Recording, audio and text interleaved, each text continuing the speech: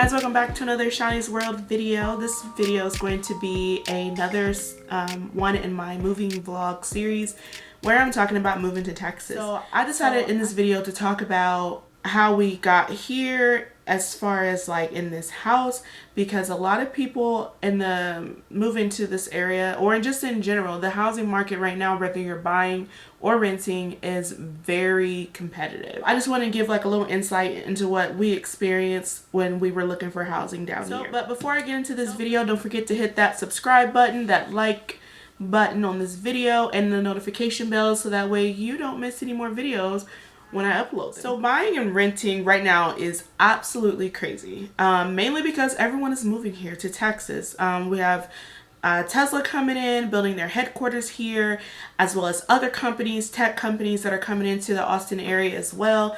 I won't say mostly out of California, but I know a couple of them, like Tesla's coming out of California. So which is drawing a lot of people to move here or transfer because of their jobs. And also this is a state income free tax, so you don't have to pay state income taxes. So there's like a lot of reasons people are moving here.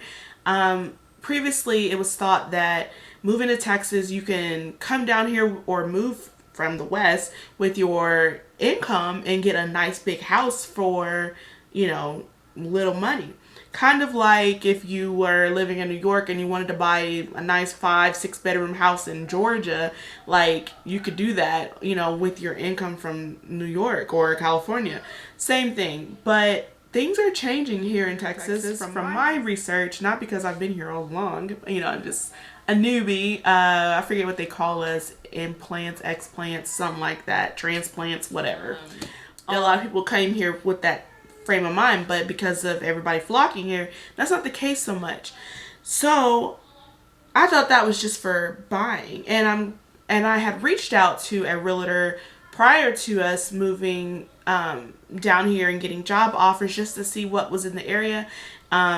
My sister told me about, like, you know, getting an apartment locator.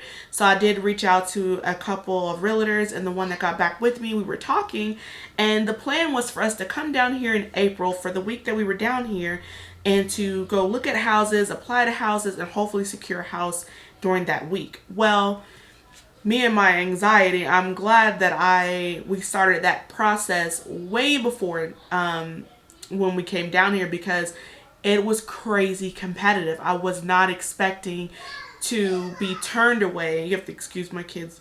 I wasn't expecting to be turned away or denied housing, even though we had our ducks in a row. Like, we had the income, we had the jobs, the job offers, we had, you know, decent credit, everything that you would think would be like, okay, yeah, they meet all the qualifications. Here you go. Let's go sign the lease and do a walkthrough, blah, blah, blah, you know, after they do all the checks or whatnot. It wasn't that simple, and I was shocked. For every house that we applied to, there were multiple applicants. We even had one landlord say that they were, even though we met all the qualifications, they were still going to wait and see what else was out there, which was weird. Never had that happen. I was like, what? Like, we have the money, we have the jobs, like, what else do you need to see? Like, do you want the steady income month to month or no?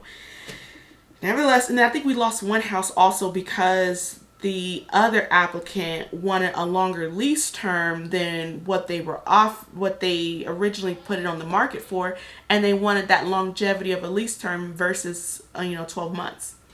I'm like, well, I mean, yeah, we would commit to staying for 2 years too, or 18 months or whatever, you know, to get the house. I mean, it's crazy. There's really it's such a seller's market right now and the landlord's market that they can pretty much cherry pick for whatever reasons to go with a future tenant. So coming from Ohio, I've never had that experience of meeting all the qualifications but still being denied. So at one point I was so frustrated, and we applied to so many houses that I was like, you know what? We'll just go back. We'll live in an apartment temporarily. And even our realtor, was like, guys, let's just get you down here and you can go into an apartment, and then we can still look for you a house. And I just wasn't I was just kind of like disappointed. And so I'm like, well, we're going to keep pushing and looking. And another thing that was a hindrance to us finding a house was our dog.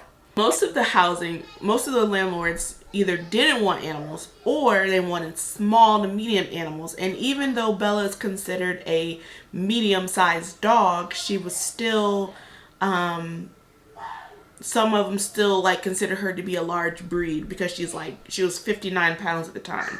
So I'm like, well, this is crazy. So we had to go through the list and further narrow it down to houses and landlords that would accept a, let's just round it up, 60-pound Labradoodle. And so that was hard. So it was important to us. We already gave notice to our apartment, so it was important for us to move at the time frame that we did because we wanted to get settled. We wanted to get to know our city and also, you know, just kind of like get into a routine here before our jobs started. So how did we end up with our house? How did we end up with this house? Oh my gosh. So if you're going to move in this market in Texas, definitely go with an apartment locator or a realtor. A realtor will help you find a house for rent or apartment for rent and can help you narrow it down, can put in applications for you, that, and also give you a list. It's called an MLS list, I believe. So that way you can see houses that are coming onto the market, the complete list, and then they also know they can reach out to the other end, you know, their realtors or sellers or whatever, and kind of negotiate that for you. And so they can, you know, go and get some like insider information for you too, talking back and forth.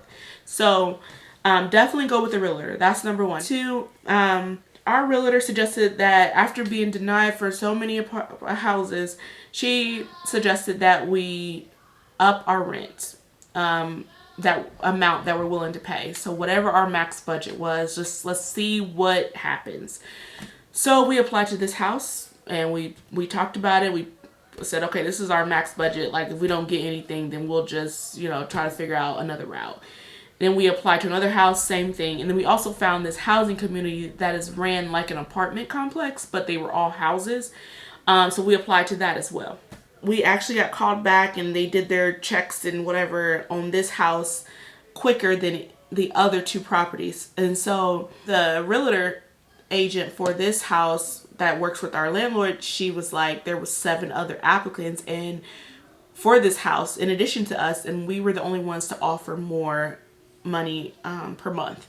And you know, of course they didn't mind our dog and whatever. So that was interesting. And the other house said the same thing, not 7 applicants, there was multiple applicants, but we were the only ones to offer more money. But it took them a little bit longer to go through all the checks and all that jazz.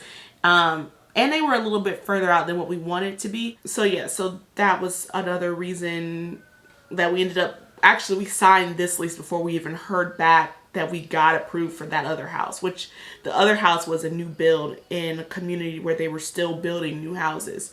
So that would have been cool, but you know, I like this house. I like this neighborhood. I like Pflugerville. So yeah, I'm glad we ended up here. Looking back, I really can't believe that it took us offering more money to get this house.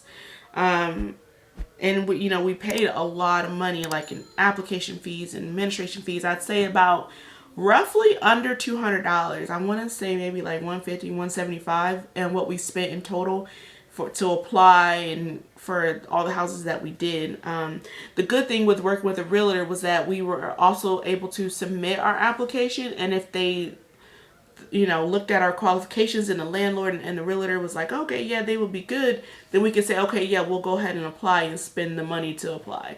So that's another good reason why working with a realtor is a good deal too. Is it a sure-proof way, offer more money than what they're asking for in rent, a way to secure a house before moving down here? I think that just happened to work for us, because like I said, the one applicant wanted a longer lease term and they went with them because they were willing to rent the house longer for a longer length of time than what we were. So and then there were some houses like we applied to and I was like, yeah, tell them we'll rent it for, you know, 24 months or 18 months or whatever. And that wasn't a factor. Like either they were really only wanting to rent it out for 12 months. It didn't make a difference. So right, it's really just a market that isn't fair to renters, especially ones that are trying to come down here and rent a house before buying. In the buying market, I know people are being outbid as far as like over about 40 to 50K, sometimes even more.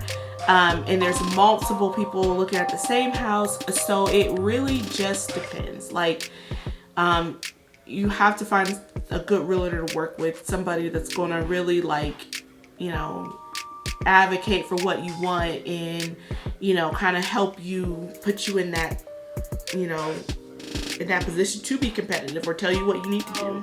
That's my advice. That's our experience in moving to Texas. If you like this video, this content was useful, please give this video a thumbs up. I appreciate all your support, and be on the lookout for new videos.